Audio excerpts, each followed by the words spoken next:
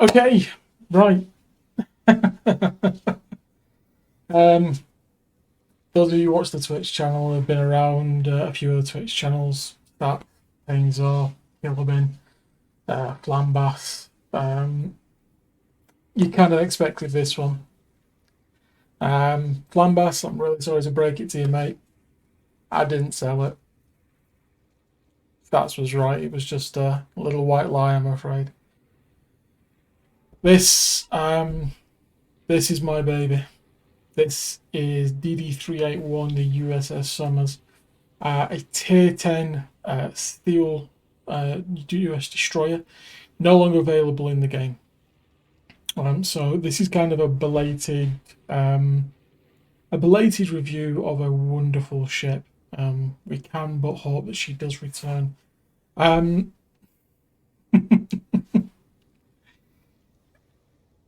Let's go through her in game, and then we'll have a little bit of talk about the history, and then got a pretty special game to share with you. That I think epitomizes why I'm becoming synonymous with this ship for some reason. I will hold my hands up straight away, irrespective of what anybody says. I am by no means the best Summers player out there. There are millions of other people who are miles better than me in destroyers. I just seem to get very lucky with the Summers, and we just seem to gel exceedingly well. So in the game, as we said, she is a Tier 10 TcFreer on the American line. We have dual mounted guns, fore and aft, AB, XY configuration.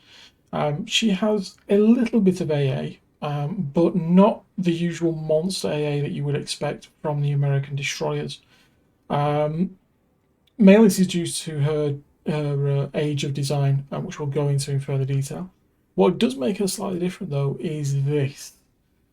These are triple quad torpedo launchers.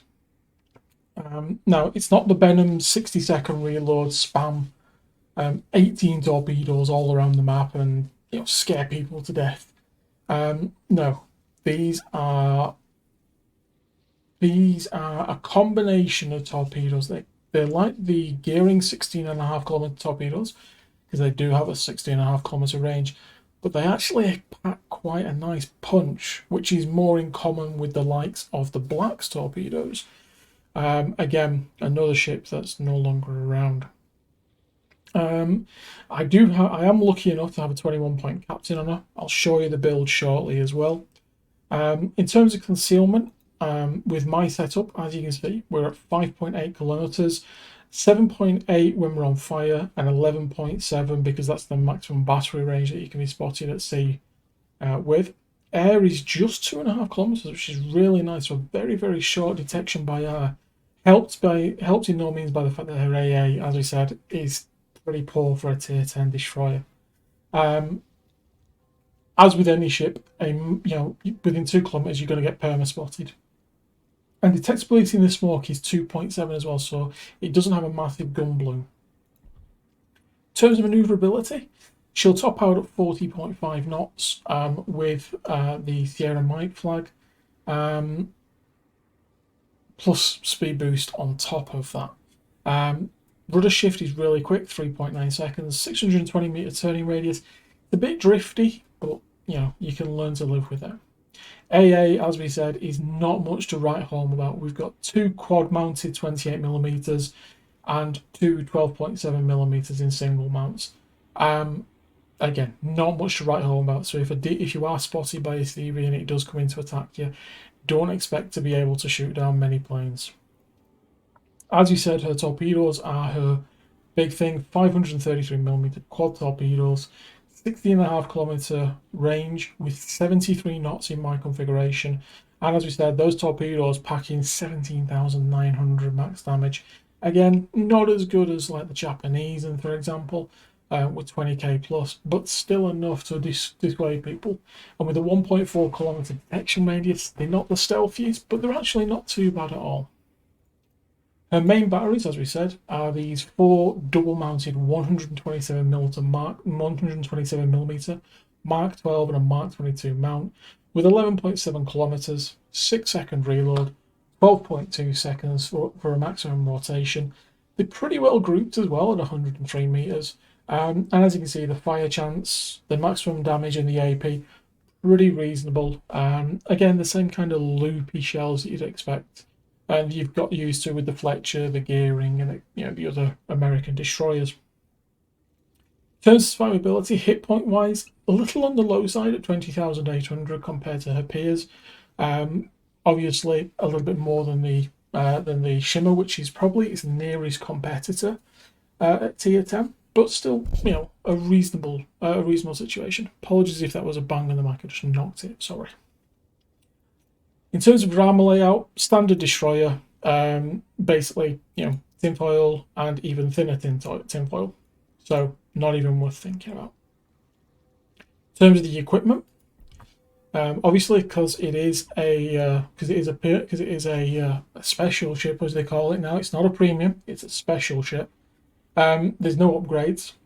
Modules that I'm running are the main armament mod 1, damage control system mod 1, the torpedo modification, which does give us that speed boost, quicker torpedo traverse, and the increased risk of the torpedoes being the reduction of the torpedoes being incapacitated. I do run the engine propulsion modification to get up to speed quicker. Obviously, throttle jockeying and moving the ship around and going backwards and forwards. You want to get that, I think. Concealment, as it pretty much is a norm for most destroyer players. And then I've gone with the upgraded torpedo tube mod to reduce it by 50%, reduce it by 15% on the actual reload time. However, the risk of torpedoes becoming incapacitated increases by 50%. So my torpedo tubes do have a risk of 10% more chance of them being knocked out. But again, when you add in the -20 and working through it all, it kind of means I've got tougher torpedo tubes, but not by much over standard. But I've got a lot of benefits. So as you can see, I've gone for a torpedo build rather than a gunboat build. Summers can do both. I've heard of people playing her as a gunboat and doing very well. I personally prefer destroyers as a torpedo build. Next, we're going to move on to the commander skills. Now, obviously, commander skill rework did throw a bit of a spanner in the work for a lot of us. I've ended up sitting with the following setup. So, a lot of you will recognise this setup as the bog standard old world destroyer setup for a 13-point captain, as was. Your preventative maintenance, your last stand, your survivability expert, coupled with your superintendent, coupled with concealment. Then on top of that, thanks to the commander rework, I've really gone to town on the torpedo. So liquidator to give an extra 30% chance of flooding, more speed into the torpedoes with Swiftfish, and again, more speed into the reload of the torpedoes with Fill the Tubes. And I've then added the consumable enhancement to extend the time of the radar and the speed boost. So that gives you a bit of an idea about the Summers in-game, how I've got her set up. You did used to be able to get her for steel. She was about 20,000 steel, give or take a bit. However, she's now been removed. Will she be coming back? Who knows? We can but hope. One day, we never know. In terms of flags that I run on the Summers, I run the following flags. So we've got our bog standard Sierra Mike, Echo set, number Foxtrot. I do sometimes run Papa Unon as well for extra smoke generation to boost the already very good American smoke generation on this. A Juliet Charlie, mainly because I then run these, the Victor Lima, the Whiskey Unon, and the India X-Ray. I can probably get away with not running India X-Ray and putting, maybe one of these two. But these two I do run, and obviously because of the increased chance, because of the little chance of the magazine detonating, you want to counter that by basically wiping out any chance of it getting a magazine detonation. All of that helping to improve ship speed, consumable reload, all that kind of good stuff. So, bit of history about the ship now for you. So, she was laid down in the 27th. She was laid down on the 27th of June, 1935, in New Jersey, and launched launched on the 13th of March, 1937. Now, she was named after Richard Summers. She was the lead ship of the Summers class. Now, she had one refit during her lifespan as well. So she was her initial launch when she was actually put to sea was 8 5-inch guns, which are the 127 mils, as we can see, which is the 4x2 single-purpose turrets. Some 50 cal AA, and then 12 21-inch torpedoes, which is what we can see in game today. So as she is in game is as she was launched. However, there was a refit then done in 1944. It's about this time that obviously the prevalence and the changing of the tide going from battleships to carriers being the core capital ships of a naval fleet. So to counter that, the 127s were kept, but they were reduced to 3x3 double turrets now instead of the 4 double turrets. They removed one of the torpedo tube mounts and replaced it with two 40mm Bofors, six 20mm Orlikans, and basically boosted her AA massively. Obvious why, because obviously when with the aircraft carrier now becoming the more dominant and the more powerful capital ship in a fleet rather than the battleship, you no longer need the torpedoes to take the battleships down, because you're going to have aircraft carriers that have got multiple 100-mile ranges with their planes, so you're not actually going to get close enough to launch the torpedoes without being spotted by the planes. Thus, the AA comes into effect. Interestingly, they didn't swap the main battery mounts for the dual-purpose mounts that you see on the likes of the Flint or the Gearing or the Atlanta. Would have made sense, but obviously they were probably in short supply because they were using them in other ships as well. And as a result, they boosted it using the Bofors and the Orlikans. In terms of her World War II career, she was active in the South Atlantic, the North Atlantic, the Mediterranean. One of the first things she did during 1938 was carry a consignment of gold for the Bank of England to New York. Obviously, World War, the expectation of World War II is just around the corner. So it made sense to move any precious metals that may be there holding up the sovereignty of the UK out of the UK. So should she be overrun by Germany, it's not gold here, so it's all in America. And the cruiser USS Omaha captured, and she and the Omaha captured a German freighter carrying a lot of rubber.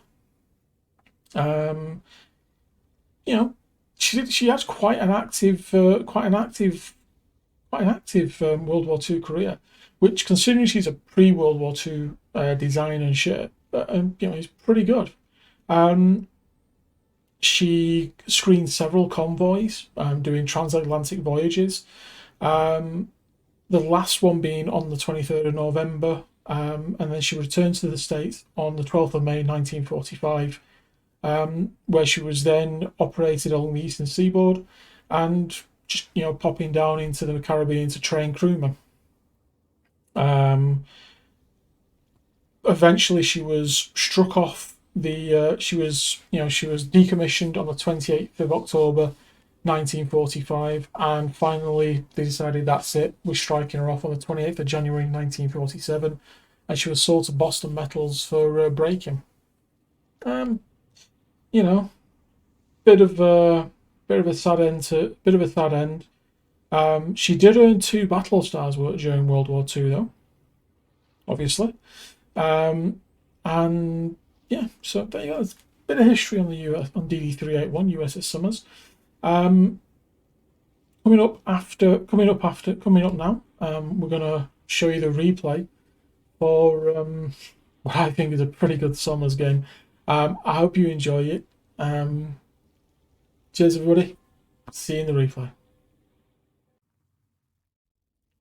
So here we go, folks. As promised, the replay. As you can see, it's a full tier 10 game played on the loot map in domination mode. So basically, we'll have the three caps across the middle, A, B, C. Teams starting north and south of them. As you can see, we've got a pair of midways this time. Two Hollands, a Marceau, a Smolensk, a Puerto Rico, Worcester, Shikishima, and a couple of other battleships as well on the opposition. So, morning, men. Starboard 10, round the buoy and back again. Game started. Usual late login for me. I think I was watching something else. Quick look around, and we're going to head over. We're in front of the sea cap. Now, one thing that you can never be too cautious of when you're playing a destroyer and these aircraft carriers in the game, don't be in too much of a rush to get to those caps.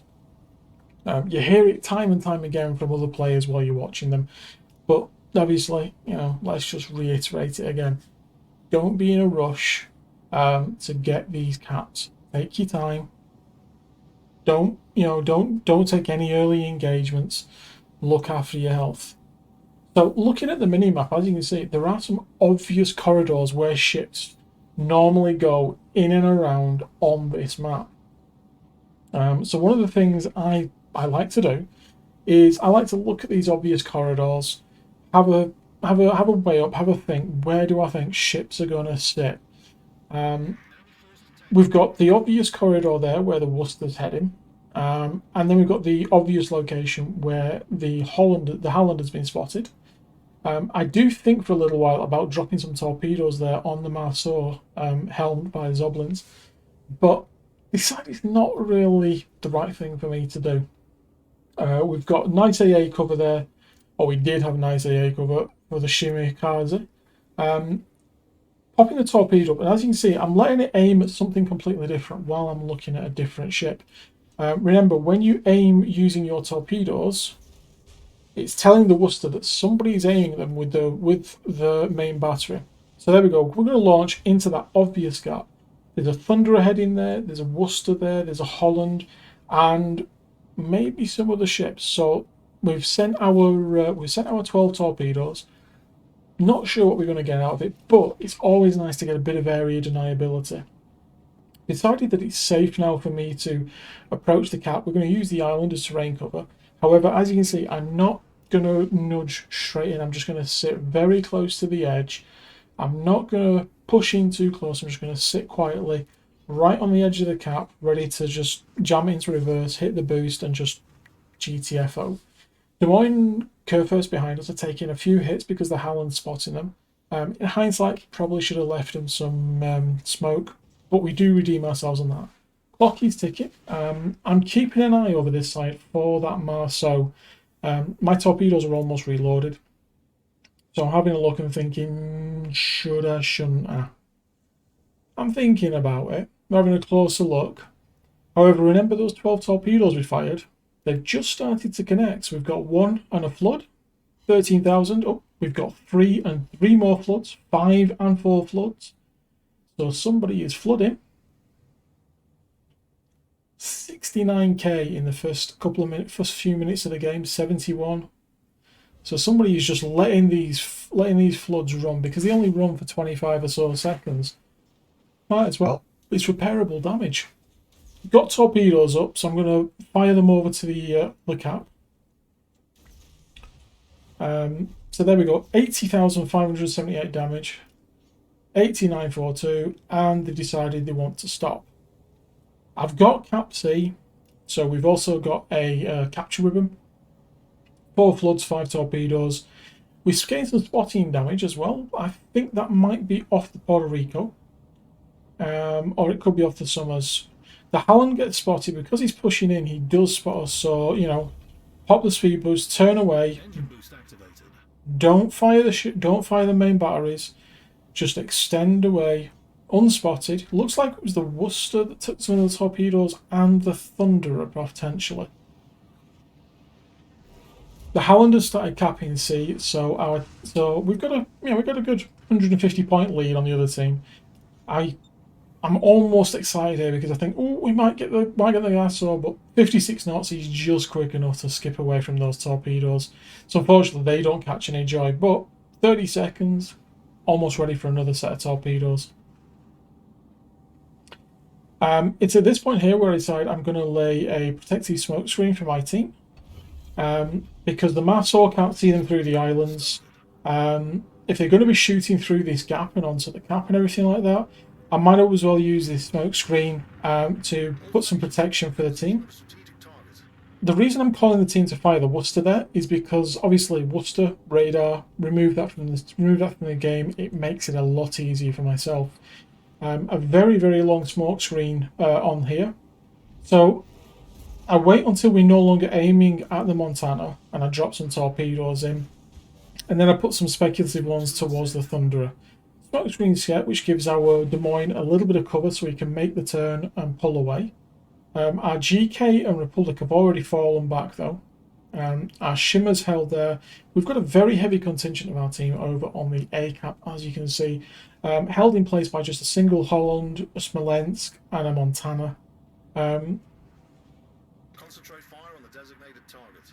Again, calling for that fire on the Worcester there, just bumbling around the cap. You know, don't want to get spotted by the by the Marsor because his rate of fire means he can take us out. Unfortunately, our Shimmer has stumbled into him, tries to torpedo him, but he's not going to get much joy there. We then pull a tactical break, or in short, I forget there's an island in front of me and I run into it. Torpedoes into the gap there, call no joy. Boost deactivated.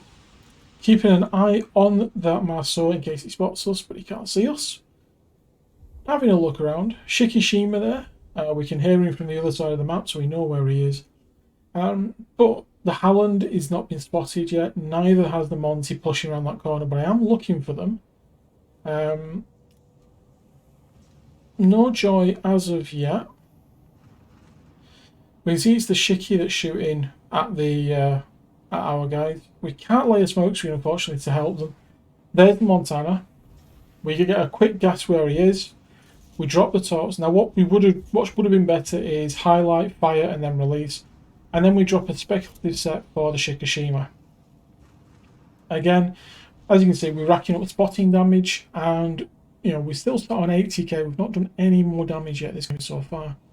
One of the drawbacks I feel of World of Warships that does need improving is the reward for spotting, and everything like and things like that. We've spotted those torpedoes for the team, so that means that the Howland is somewhere around there. And interestingly, somebody eats a torpedo, which would tell me, looking at where it was at in front of that Montana, we just got a torpedo on a Howland again, and it's flooding. And it's still flooding, but it's only small numbers, as you can see, because obviously flooding is incremental depending on the size of the ship that you hit. At this point, as you can see, the Republic, the Des Moines, and the Kurfürst for our team are falling back to the side where we've got most of our ships. Makes sense, it's where they're going to get the more support, and I'm just trying to give them enough notice and eyes here that they can see what's coming this way. I've only used one boost and I've only used one smoke, so I'm pretty good in terms of my actual consumables. We're now up to 56k spotted damage. Not much blocked by armor, of course, or potential, because we've not been shot at much. We've only been seen a couple of times. 8 seconds. We've got a look at where the Shiki was turning there to give us an idea. So we're going to have a rough guesstimation. Plus, if you look on the minimap, as you can see, there's a Worcester, Thunderer, and GK pushing across that mid area. So again, a bit of area deniability. Let's just put the torps in the area, because at the end of the day, it's a known route. I do get a bit nervous here because, lo and behold, the enemy midway is on his way with some bombers, so it makes sense for me to make a hard turn away. Again, having a look at this Montana, sending him some torpedoes.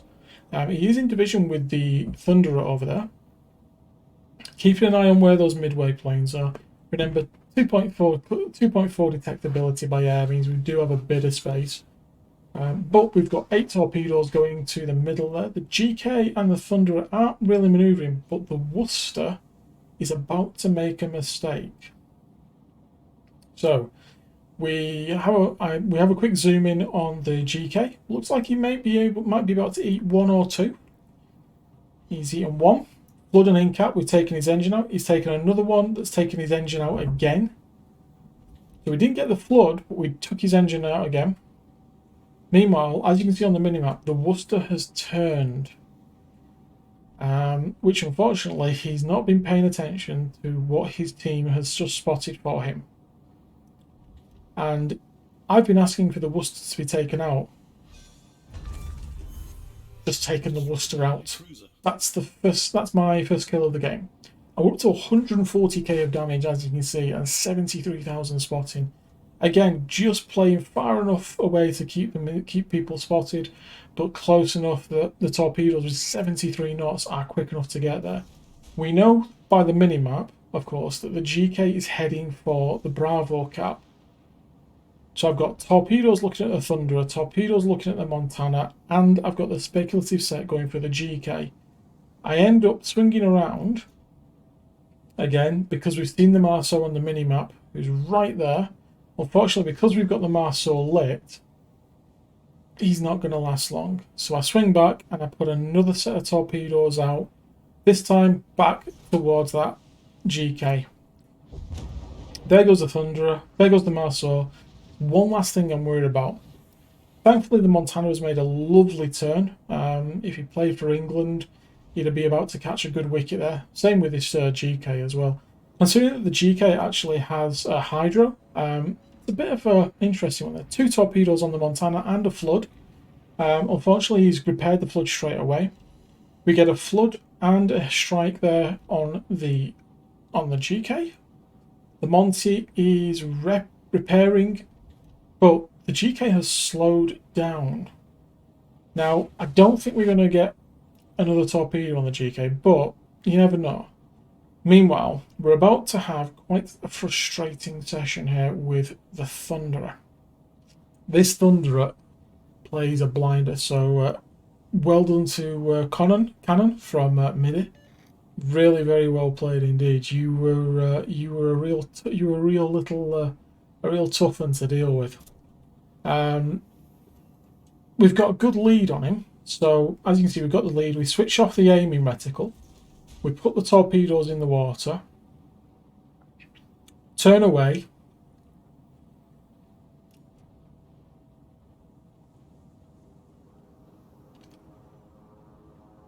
Now, we've done that because, as far as he's concerned, nobody's aiming at him.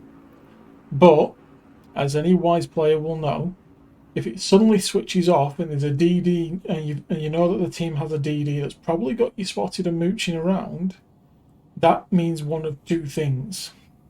Either there's fish in the water on the way, or he's aiming at somebody else. In this case, you should always take avoiding action, which Cannon does absolutely to a T. Makes the early turn. I catch no joy with the torpedoes. I've still got a tube left though, so I decide I'm going to pre-aim in front of him.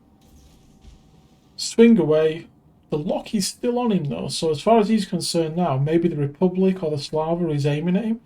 So he has to decide whether he's going to continue his turn to stop giving them broadside, or he's going to turn in to narrow the angle on them. I'm hoping that he's going to carry on. If those torpedoes connect, we have a chance. Unfortunately, they're not going to connect though. But he is burning for somebody. I'm looking at him thinking, oh, actually, I might get him. I might get him. I might get him. But he turned further in, which meant that the angle was a lot narrower for him. And we miss. Quite annoying, but meantime, we're just sat here. We've got 117k spotting, 179k of damage. The boss is there in the background saying, the enemy's going to win, the enemy's going to win. And they are, at this point, 164 points in the lead with 6 minutes left to go. The Thunderers taken out our Des Moines. They've just extended their lead even further. So you might be thinking, well, I don't really want to watch a defeat. What's going on here? As in the words of the boss, hold on, because this one's gonna be close. Thunderer is down at 3k. He's perilously low. If our midway can drop him, that will give us some breathing room. We're still 261 points behind. I get spotted by the midway, however, he just flies straight over. The Midway had the perfect opportunity to do something for us there, but instead he flew straight over and just headed away. Don't know why he did that, but it saved our bacon. I need to get into the B cap to stop the cap. I know the Monty's there. Unfortunately, though, my torpedoes are too far in front of him, but he's backing up. So we're going to take a chance, fire the torpedoes. I then decide I'm going to push into the cap at quarter speed and try and get in to disrupt the cap. We, right by this point, we're 200 points behind. They will be feeling pretty confident on the other team. I'm spotted, but I'm trying to creep in. So I just go for guns. See if we can get a fire going. Chances of getting a fire are slim. They're only 6% on these guns. We're still spotted. He's got big hits into him there. We're going for the superstructure with the HE. Shatterers, get a couple of good pens, but the torpedoes do the job. We're now only 100 points behind. We're capping C. Great guns. I'm waiting for these Midway bombers to come and drop on me here. I'd really like to go forward, but unfortunately I've left it too long. My smoke screen isn't sufficient. But again, the Midway just ignores me. Does he not think I'm a threat? I mean, I have no idea what's going on in this guy's mind. 20 seconds to cap the base. I think he's actually probably going to go for the Slava or the Republic. I'm not sure. 14 seconds for the cap. So, we've got 3 full torpedo tubes and a very inviting target. I think we need to go fishing. So we cap C. Now, I'm not... This is a little bit of a risky torpedo drop, this. I wouldn't recommend it to anybody. Decide I'm going to shoot for the Shiki. Now, you'll notice on the minimap the Slava is in the cap with me. So I start to put the torpedoes in the water. Should have paid more attention to the Slava, because had our Slava been creeping forward, could have gone badly. I then type in chat to the team. I've got torps on the Shiki. I'm going to go and get C. So, off we go, heading for C. Not going to look at those torpedoes too much. We're going to go and get C, because obviously somewhere there's a destroyer. At this point, as you can see, we've narrowed the gap. We're now just 80 points behind the opposition. So if we can kill the Shiki and take the cap, we've got a chance. So again, tops. We've sent our speculative fish out in the water. Have a quick look at them using the Z key. If you ever wondered how you can do this, just press Z. Kind of unsure what's going to happen here, because the Shiki's either got to dodge the torpedo planes or take a torp. Luckily, he chooses to take a torpedo, and we get a flood. As you can see, a big roll there, 16k. But he's damage con the flood, so we're now going to stop the enemy team taking any points at all. We've lost our GK. It's at 957 to 817 with 2 minutes left on the clock. Our Slava there by Stalliot is doing great work, chunking away on the Shiki. If you can get the Shiki down, we've got a chance. We've got 2 caps ticking. They're not taking any points at this point. Their only points are going to come if they sink the Slava. Unfortunately for the Slava, he does take a big whack from Shiki, and the Halland starts to open up on him at this point as well. He's down at 3k. He's not going to survive, but if they can get that Shiki down, can he get it? Now, there we go. 997 with 3 points away from defeat. 2.3k left on the Shiki. I've got to get this cap. CV's coming in to drop on the Shiki, but the Halland is in A. We've got to get that Shiki down. We've got to turn the points. Shots from the Republic missed. I put the boost on to see if I can get eyes on Shiki for the torpedo bombers. I'm also looking for the CV as well. He's around here somewhere because his planes have been coming out. We've got a whole day for the chance to win this. Oh, we spot the Midway.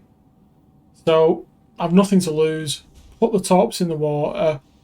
Pray that we can get the Shiki and then go for the win. We're at 871 with the points ticking. And there we go, 914 to 937. We're taking 6 points. They're earning nothing. We can win this now. We've got 20 seconds. They're still not earning any points. How many points can we, how close can we get? It's 932. 932 to 940, 935, 938, 10 seconds. We need 2 ticks to win. One more tick and we win. 1 second left. Job done. There you go, guys. A pretty tense, nail-biting game there in the summers. Coming up at the post-game stats and information for you to have a look at it. Feel free to pause if you want. I will be posting them on Bob's Discord, of course, because I'm quite proud of that. That's a hell of a game. Just to let you know what the ending numbers were. We ended on 208,111 damage caused. We earned 750,267 credits with 12,498 XP and 2,657 free XP. Not running too many special camos or flags or anything like that. We got 10 gun hits. We got 16 torpedoes, 2 in-caps, 2 sinks, 13 floods, 2 captures with 1 assisted capture, and we spotted 2 ships. Overall, you know, the kind of game that I've been having in the summers, I just seem to gel with it, and I don't understand why. A lot of people say, you're just good at it. No, I'm not. I just got lucky. As you saw, just thinking about where a ship's going to be, where are the obvious places for people to be progressing through on the map. And that's one of the key things to think about, especially when you're playing these torpedo boats. So your shimmers, your shimmers, your gearing, things like that, your Fletchers to a degree as well, and your Benhams, of course, if you've got those ships. But pretty much any torpedo-based destroyer, or long-range torpedo cruisers. There are a few out there. You probably know which ones they are. Have a think on the map. Look where you go when you're playing those maps, and look how many people go in those locations, and remember them. At the end of the day, I've got a 16.5 kilometer fishing line to just cast out. See if we get a bite. Anyway, guys, I hope you enjoyed the video. Post-game stats are going to be following after this. Thank you very much. If you've enjoyed this video, obviously like, comment, subscribe, all that usual YouTube stuff would be really appreciated. I do want to get more into doing a bit of YouTube for you. I know it's kind of sporadic. I either do like loads and it's, they come in all the time, or it's just every now and then. I don't know what I'm going to do. We'll see what we do. Anyway, thank you everybody. Have a great time. Enjoy the video. See you soon.